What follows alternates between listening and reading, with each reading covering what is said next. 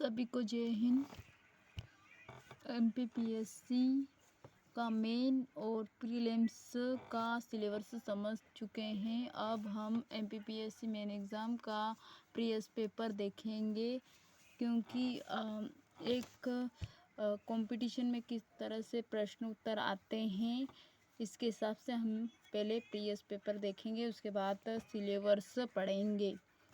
MPPSC main exam 2021 GS second paper. कुल प्रश्नों की संख्या 3 है, यानी अति लघु उत्तरी के 15 प्रश्न होंगे। सेकंड वाला है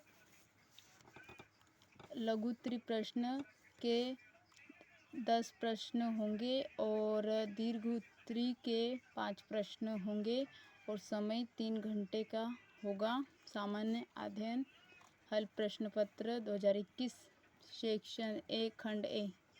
इस प्रश्न में 15 अति लघु उत्तरी उप प्रश्न है। प्रत्येक प्रश्न के उत्तर हेतु आदेश शब्द सीमा 10 शब्द है। पंक्ति होगी। सभी प्रश्न अनिवार्य है। प्रत्येक प्रश्न में 3 अंकों का है। फर्स्ट वाला है भारतीय संविधान की प्रस्तावना के 5 अवयव लिखिए। संविधान प्रस्तावना के 5 अवयव निम्न है।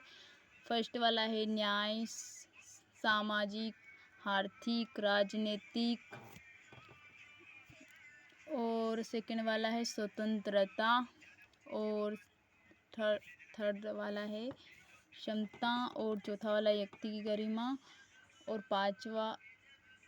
पांचवा राष्ट्रीय एकता, अखंडता एवं बंधुत्व। और सेकंड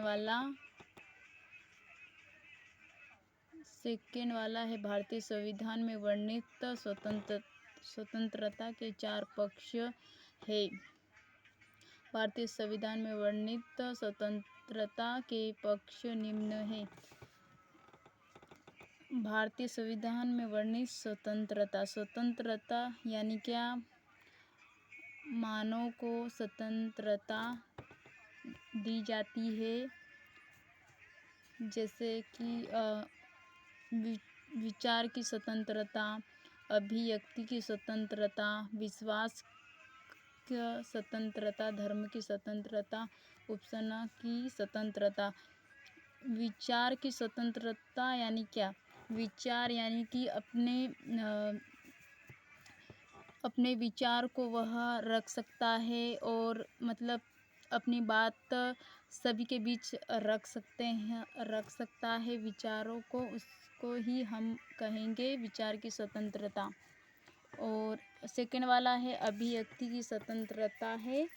अभिव्यक्ति की स्वतंत्रता यानी कि वह जो अपनी राय रखने की जानकारी हासिल करना और विचारों को प्रकट करने का अधिकार उसको मिलता है, तो हम उसको बोलेंगे अभिव्यक्ति की स्वतंत्रता। विश्वास की स्वतंत्रता यानी कि हम किसी पर सामने वाले पर विश्वास भी कर सकते हैं और अपने पे भी विश्वास करने की स्वतंत्रता समय दे सकते हैं। और चौथा वाला है कि धर्म की स्वतंत्रता, यानी कि जैसे हिंदू और धर्म अपने अपने धर्म को प्रसार करने की स्वतंत्रता दी जाती है, अपने धर्म की स्वतंत्रता कहलाएगी। और पांचवी उपासना की स्वतंत्रता है, जैसे कि हम कौन से भी धर्म में होंगे और हमारे उपवास रख भी सकते हैं, नहीं भी रख सकते हैं, ईश्वर के प्रति श्रद्धा रख भी सकते हैं और नहीं भी रख सकते हैं, उसकी स्वतंत्रता। इसका अर्थ ये होता है। और ये पॉइंट यहाँ से खत्म हो गया। एमपीपीएससी सामान्य अध्ययन द्वितीय प्रश्न का तीसरा वाला है राजनीति निर्देशक सिद्धांत का मूल हेतु औचित्य स्पष्ट कीजिए। अनुच्छेद है 36 से 51 वर्णित राज्य के नीति निर्देश सिद्धांत का मूल हेतु औचित्य राज्य का लोक कल्याण की अभिवृद्धि के लिए सामाजिक और आर्थिक लोकतंत्र की स्थापना करना है।